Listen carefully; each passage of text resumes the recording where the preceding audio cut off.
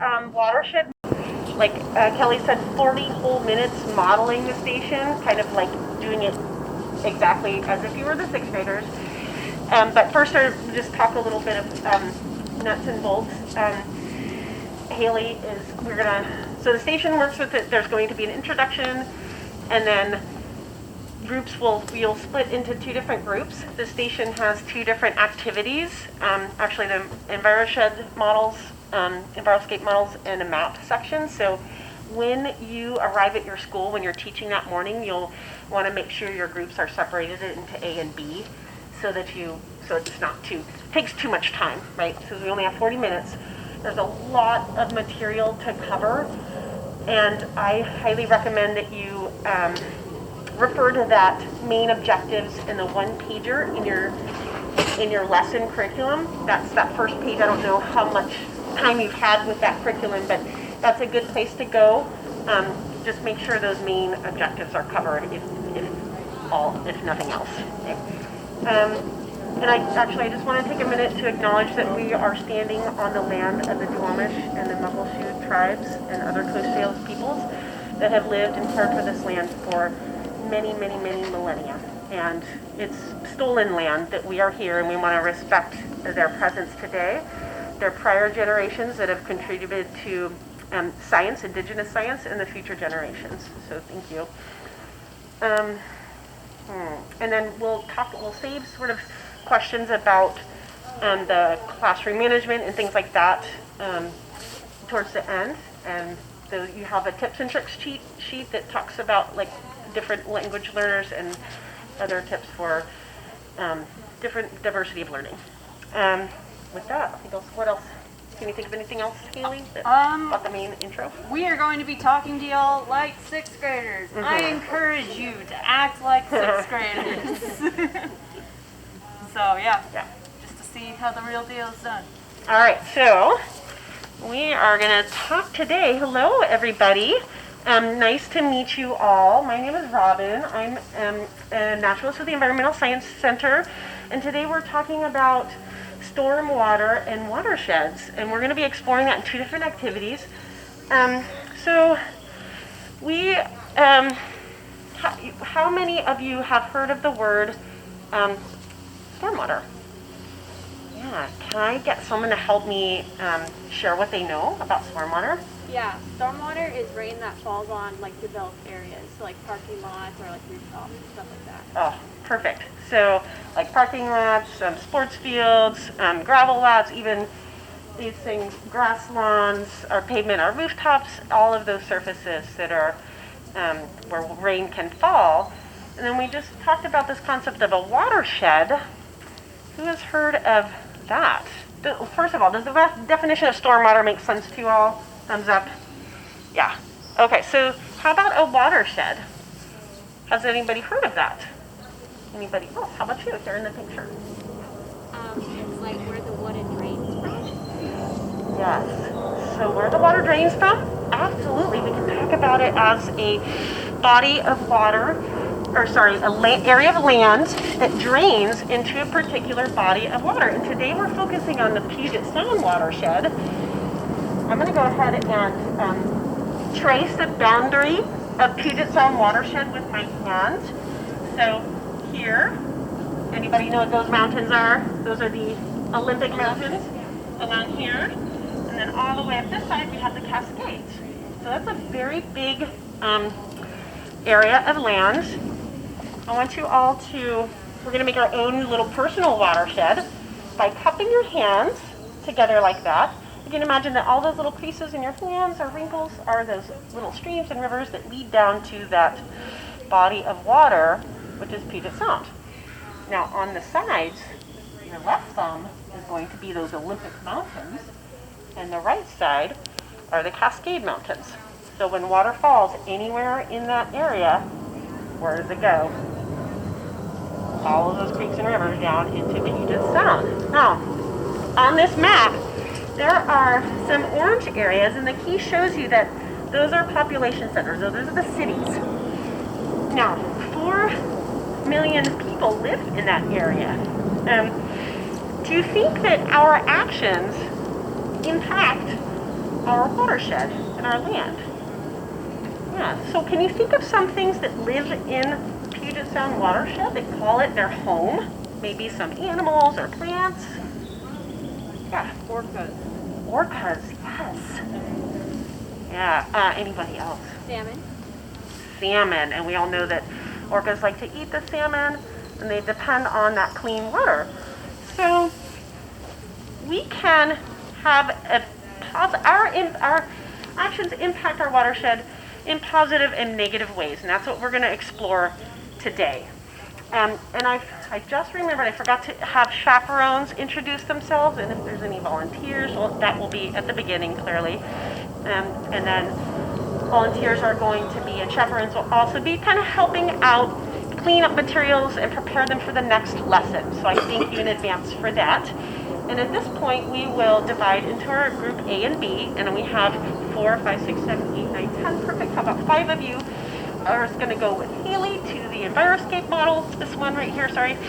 And then the other 5 will come with me to do a maps activity. All right. All right, now before we get started, there's a really, really cool model on this table. I'm gonna need y'all to stand on the other side of the table and keep our hands to our sides, all right? Nice, all right, circle up.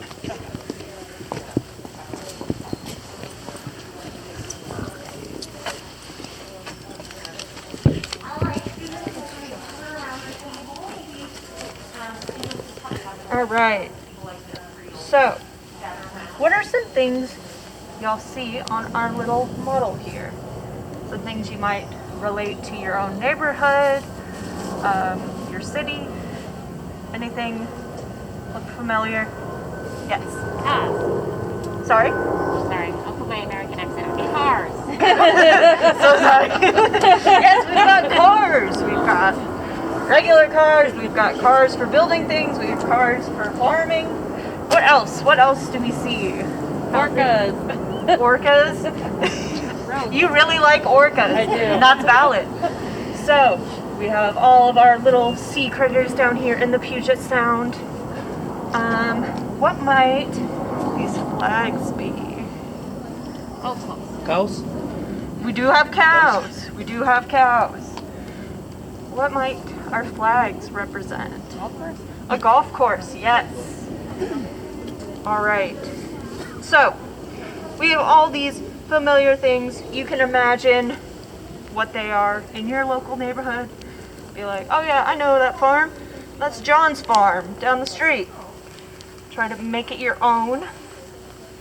So, we know that as humans, we create a lot of pollution. So, to go with our model, our miniature version that scientists use to test things out, because we can't test out a whole watershed with a whole watershed, right? We like to pare it down, kind of like when you used to play with Legos or model trains. All right, so we have our 6 pollutants, and I warn you, they are not real pollutants. They are also models. They are not going to hurt you. They might smell good, but don't eat them. Like, just don't. All right. So we have some of our main pollutants, and nice, we have 5 people. I'm going to pass out our pollutants. If you guys want to come line up, and we're going to choose where on the model they go. All right. Why is this? Anyway. So you have car oil. So our car oil is cocoa powder sludge, because I know that's what you were wondering. So where do you think we might find car oil, if you want to point with your finger? So yeah, by the cars. Maybe there. Yeah, maybe by the tractor. All these automobiles, all these cars could be leaking oil. So in those spots, if you want to pour for 3 seconds your pollutant. 1, 2, 3. 1, 2, 3. 1, 2, 3. Nice, nice. Thank you very much. All right, next up, we have the oh so fun pet waste. So how many of y'all have a dog or a cat? Yeah. So where might we find our pet waste? Homes maybe? Yes, so for 3 seconds, do a little pour. Might not be open. You just push. There you go, easy peasy.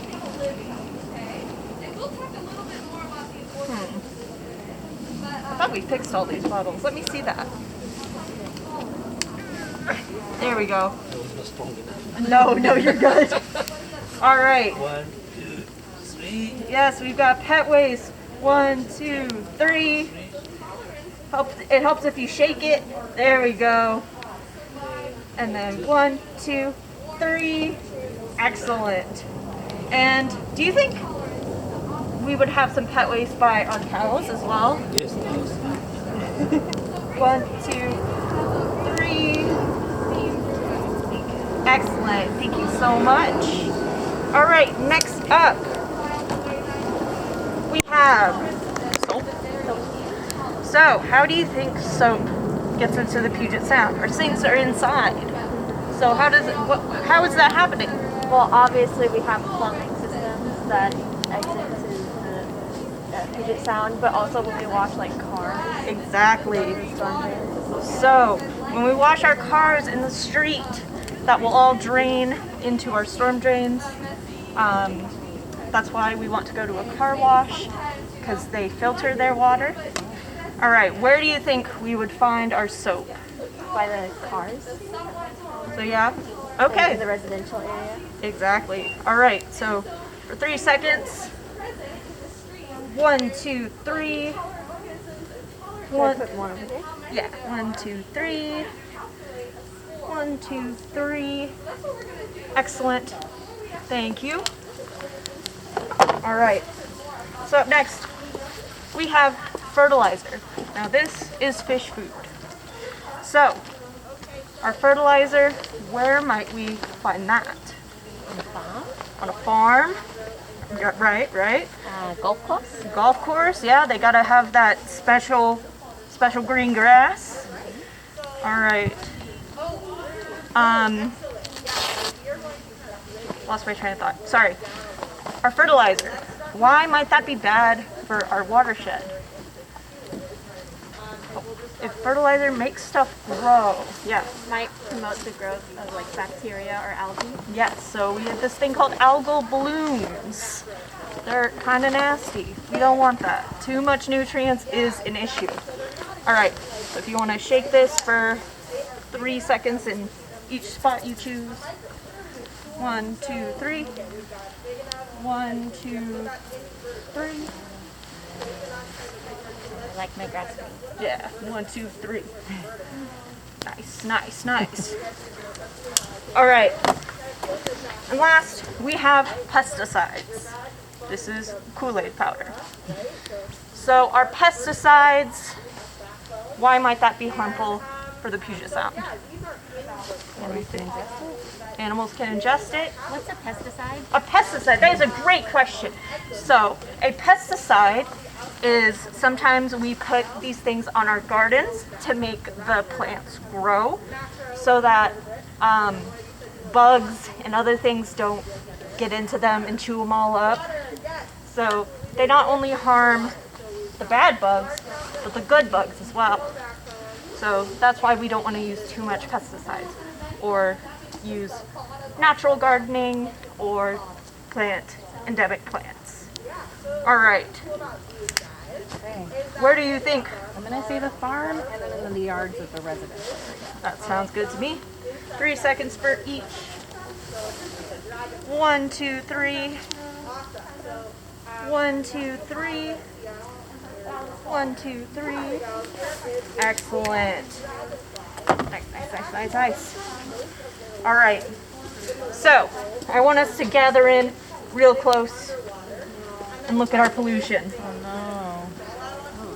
Surely it's just gonna stay like on the road and over there, right?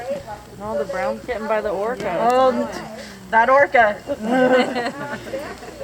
So, does it rain a lot here? Yes. Yes. We love our rain. So, a big storm has come in, and y'all are each going to get a turn making it rain all over our land. Let's give you each about 10 seconds and then pass on to the next person. So we'll start here and here. All right, 3, 2, 1, make it rain. 1, 2, 3, 4, 5. Let's make it 5 seconds. There we go. Get ready. And make it rain. 1, 2, 3, 4, 5. 1, 2, 3, 4, 5. We have our rainstorm. And what do y'all notice? Looks gross. It looks pretty nasty. Hey, there's soap. There's soap. So yeah, we have some soap suds that can hurt our fish, like our fish scales and everything. What else? What else do we see? It's murky. So The creek has pollutants in it. So even up here, not just the sound, but our creek up here. Good, good. I love all these observations of everything that y'all are noticing and seeing. So what do you think might happen because of our murky water? They might die. Fish may die. Yeah, they die. Because, I mean, I don't want to swim in that. And dirty. If you cannot swim, animals cannot live there. So not only is it bad for the animals, but it's bad for us. So it's bad all around. Good, good. All right. So what are some other types of pollutants that we maybe didn't talk about that you can think of that end up in our water? Think of any other pollutants or things. Yes, trash. Other things that shouldn't be in our water that will end up in our water. CO2. CO2. Yes, yes. Even stuff in the air ends up in our water. Can you believe that? That's wild. All right. So, let's see. So, I've given y'all this problem. So now I want y'all to think of some solutions. What can we do for our car oil? What solution can we have for that? To make less car oil. Electric cars. Yes, yes. But what if I can't afford an electric car? Make sure that my car's working right so it doesn't lose the oil. Yes, yes. Until we have that accessibility or that ability to get everyone to have an electric car. Yeah. 1 minute? Okay, easy. All right. Pet waste. What can we do with our pet waste? Clean it up properly. Clean it up. I did mention it in passing. Don't put it down when it's about rain. That's a good thought, but even before it rains, like even if it's a drought, it's still going to end up in the watershed. So what we like to do is use endemic or native plants. Plants that are from here that like all of the rain and sometimes the lack of sunshine, and they thrive in it. All right, and then same thing for pesticides, native plants. So I appreciate y'all so much. Next year I'm going to be doing a map activity with Robin. It's going to be super rad. So I appreciate y'all. Thank you. Thank you. The stations when you're teaching, and then you'll have us helping you do all of these things, right? So it won't take so much time. So,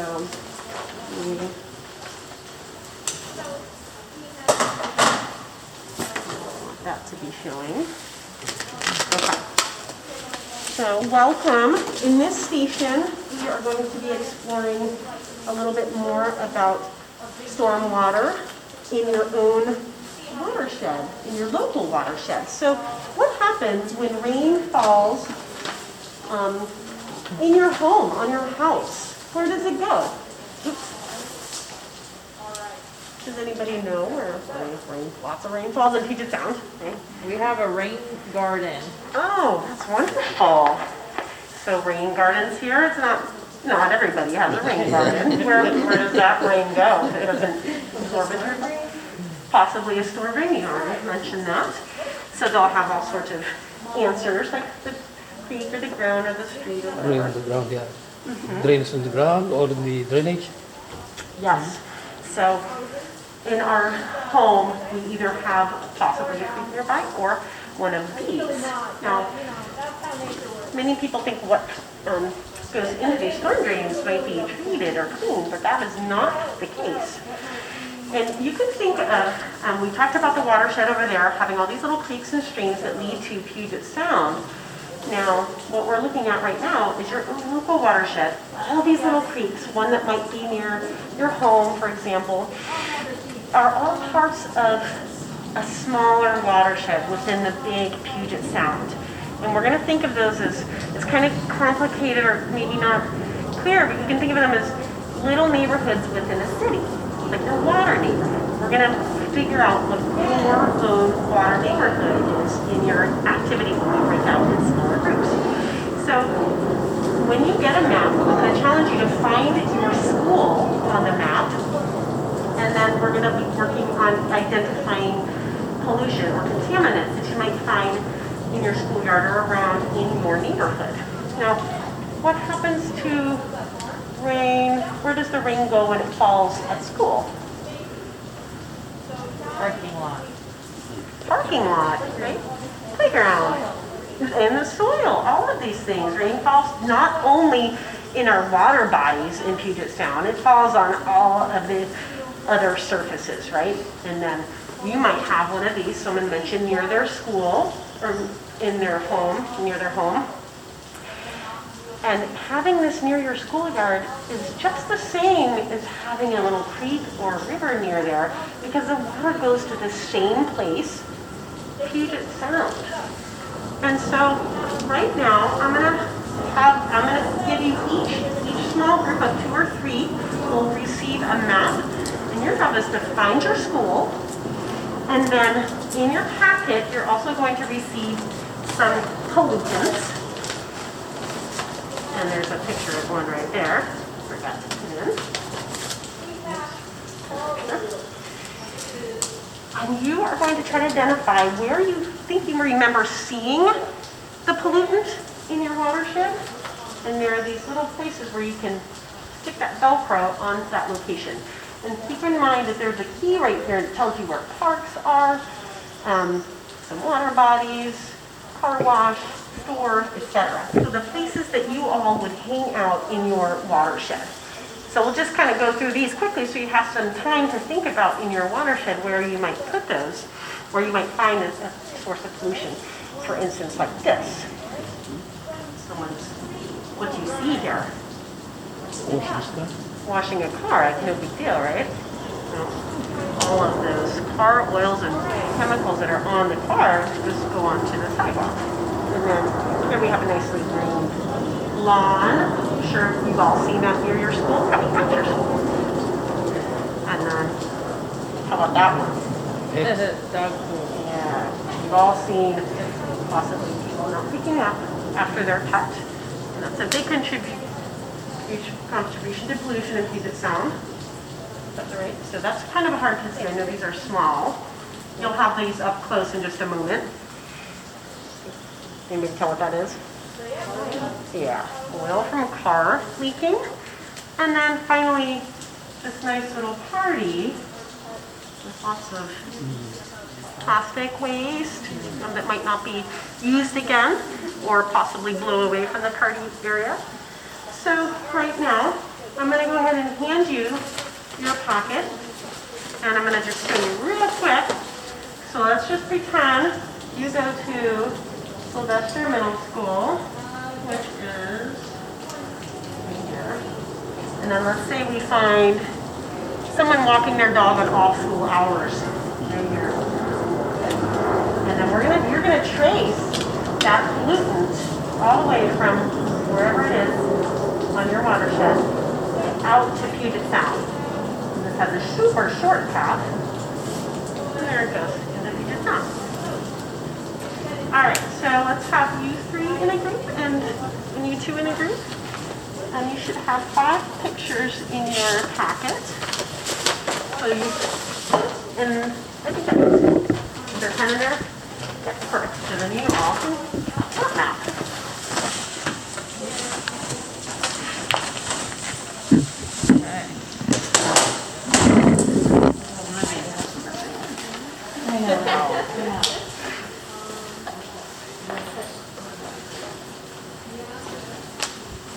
When we reconvene, I'm going to ask you to share one of the pollutants that you found in your watershed.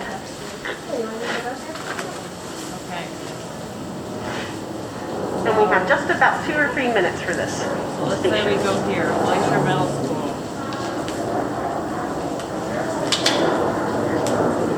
What have you seen nearby?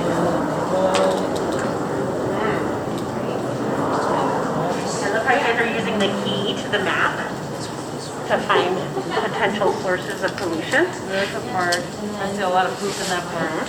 Okay, that's it. What is this one?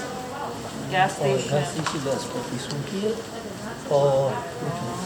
For oil? Do we have oil? No, we don't have oil. I think we have this one. And you can pass I think we gotta flip them over. Oh, another minute. There's like a small one on the back. here. Oh yeah, there's oil. This oil, okay. And look how you guys are working together. Homes. This drawing. Ah! That was the wrong way. That was a dead end. And there might be storm drains. Store.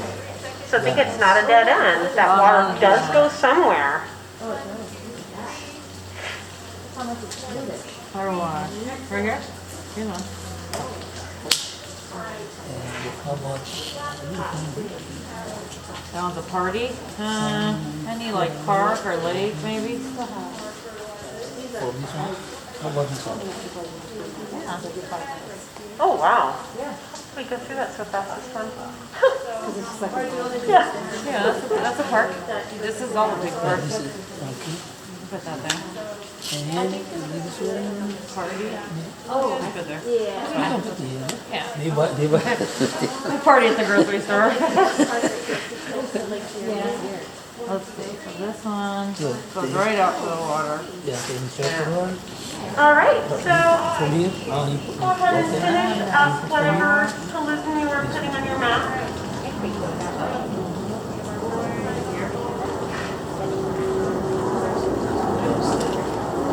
this one become here. Double whammy. Oh, this one maybe goes to the woman. All right. Yeah, to the Oh, you guys can leave your pollutants on your map. Oh, that's okay. Sorry. And that's good because I did not make that clear. That's a good. So leave your pollutants on your map if you can. If you've taken them off, that's totally fine.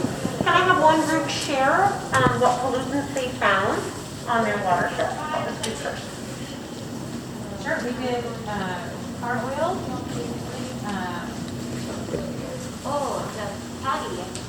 Yes. Car oil. How many other groups? Raise your hand if you found car oil or think you've seen or know that you have had car oil in your watershed. Okay. So I'm going to mark here how many groups actually have that in their watershed. So let's see. We just have 2 here. Like you might have like 3 or 4 groups. And they might not all have it. How about this group over here? What's a different pollutant that you had in your watershed? Dog food? Dog food, yes. Raise your hand if your group also had dog waste in there. Yeah. All right, that's okay. But you can imagine. Okay, so raise your hand, I said. And then, so we would go through all the other groups and maybe each group, if there's 5 or so, would solicit another pollutant. and so on and so forth. And then this has them on the back that you can just bring it here and paste it on the front. And then we're going to talk about how we can improve these problems. How can we make this situation better for our environment and all the plants and animals and the humans that live here? So if you have the car oil, did anybody trace the path that car oil took on your watershed? So then let's go ahead. And what would be a solution for taking care of car oil on our surfaces, in our streets and neighborhoods? What can we do to change that? Making sure our cars aren't leaking. Making sure our cars aren't leaking. And then the back of that has the solution. It shows someone there in the shop getting their car fixed. And so then I'm going to take that pollutant away from our watershed, and then you can take your little cloth and erase the path of that oil to Puget Sound. Yeah, that one is in the rivers. Oh, here. And then, how many of you did you both find that? And the same thing. What would be the solution to our little pooch here? Picking it up, right? And disposing of it properly. So if we all did that, imagine we wouldn't have any of that contamination going into our waterway. You can erase whatever path that poop took to reach all the way to Puget Sound, etc. And then lastly, you might have all the pollutants out here if you have time to talk through each one. So then, what would be an alternative to having this nice sports field or grass field that's perfectly green? That might be, you might have retreated with pesticides or herbicides to keep it nice and neat. Yeah. Grow things that don't need the pesticides. Yeah, some natural plants. I'm not using those items. This is a little bit harder because the concept is like, well, we need a grass field to play our sports on and stuff. So, and there's a picture on the back with natural gardening, and maybe you can all help your parents in your own yard, or your grown-up pull some of the weeds instead of using those pesticides in your own yard. Those are certainly some solutions we can do. And then you might erase the path. Thank you. I love this over here. They're erasing the path of those pollutants going to Puget Sound. And that wraps up our station. So thank you so much. What's that? When you do the wrap up, just do the wrap up over here. Perfect. All right. And so we're going to get both groups together now and wrap up with the conclusion. So does anyone want to share a solution they remember we thought of? Some way they can help improve the quality of water in their own neighborhood? Yeah. Pick up your pet stuff. Yeah, pick up your dog's poop. I know, it's gross. You know what else is gross? Dog poop in our water. So, pick it up properly. That's a great example. Any other examples y'all can think of?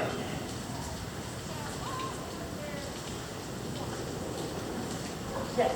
Don't use pesticides. Yeah, don't use pesticides. Use those local native plants that thrive in this environment. When we talk about in our individual group, you all can ask your grown-up at home to help. If you see them using a pesticide, you can also take those weeds by hand and you can eliminate the use of pesticides in your yard. All right. So I want y'all to turn to one another and say something y'all learned today about pollution, watersheds, solutions, stuff like that, real quick. And something that you're going to take home and share with your grown-up or your friends at home, because this is the most important part. If we care, if you all care, and you learned something today, then it's your job to share out and spread the word. Because that is the basics of science right there. It's just sharing what you've learned. Scientists do it all the time, and us as citizen scientists, or as just your everyday average human, can also share what we've learned. So if you want to turn to your neighbor and talk about things.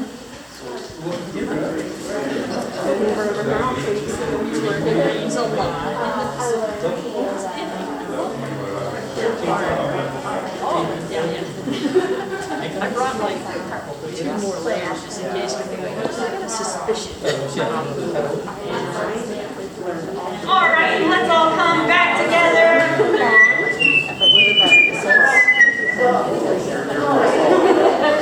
I know, that's the All right, let's all come back together. So ideally, now is the point where we would have such cards and we would read out what they say. We would offer the pledge cards to the students as they were leaving. We do not have the pledge cards right now. So just know that would be this space. And keep in mind, and I didn't hear you, sorry, Helen, and those touch cards are offered, they do not have to take one. So what we've seen in the past is that sometimes they just go, or you see them on the ground or something, so you make sure, okay, you want to absolutely need to take one of these. And it just shows that the measures are different to be helpful. You just kind of hold it and you're like, want it? All right. They're 6th graders. You're not gonna read it out or anything. I would take this, you're pledging. I would read it, but not too in depth. Just go over the bullet points, be like, here are these steps you can take along with everything else we discussed. If you have time. Yeah, if you have time. If you have lots of time to talk about it. Ideally, if you have time. Am I missing anything, Robin? All right. How do y'all feel?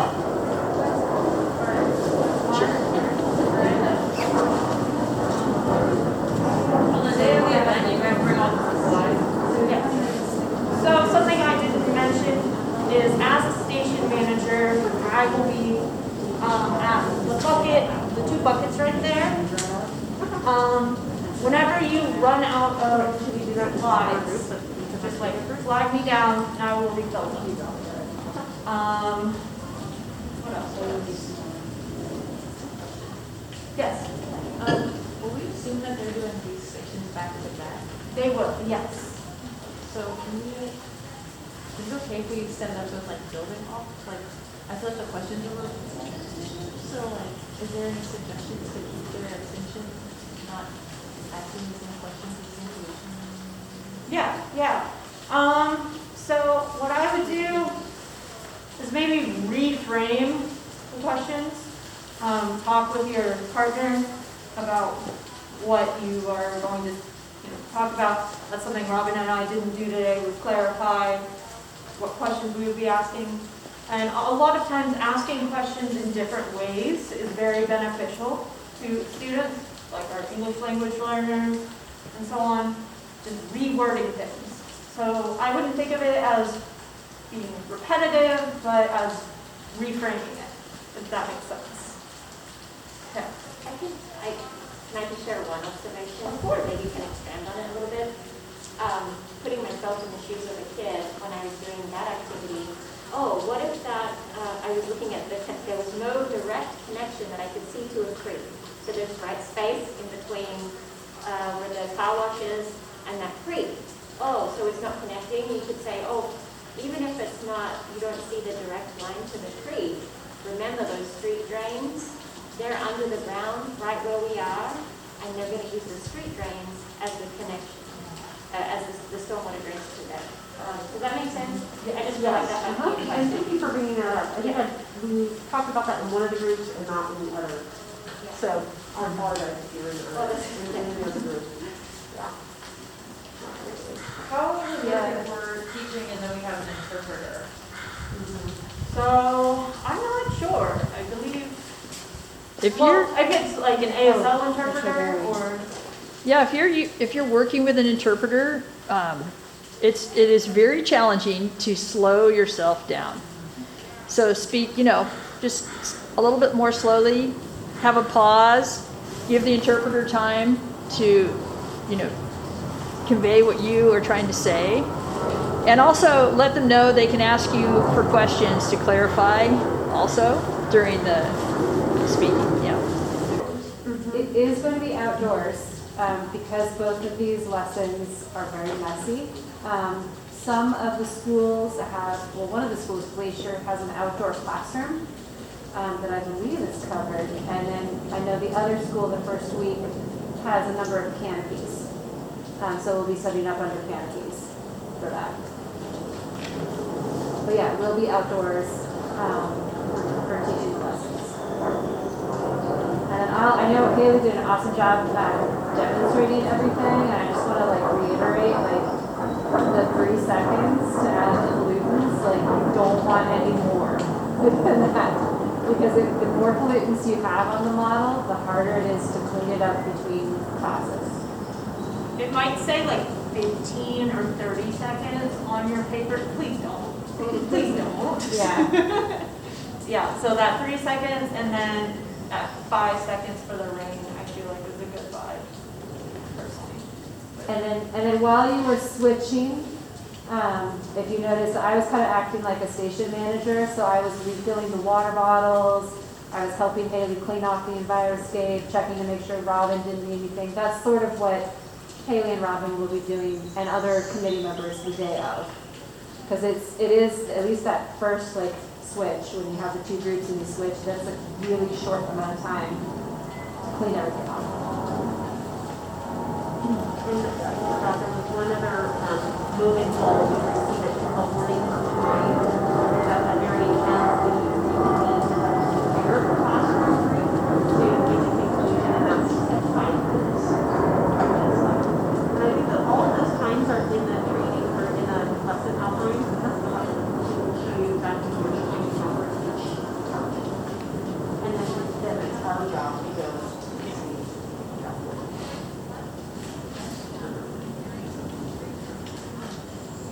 What other questions do you folks have? Maybe it's been discovered, but like what is the setup of the day? So when we have like different classrooms coming in and we're splitting them up, or like how are we, because our volunteer time is several hours, so like what is the breakdown of like the day?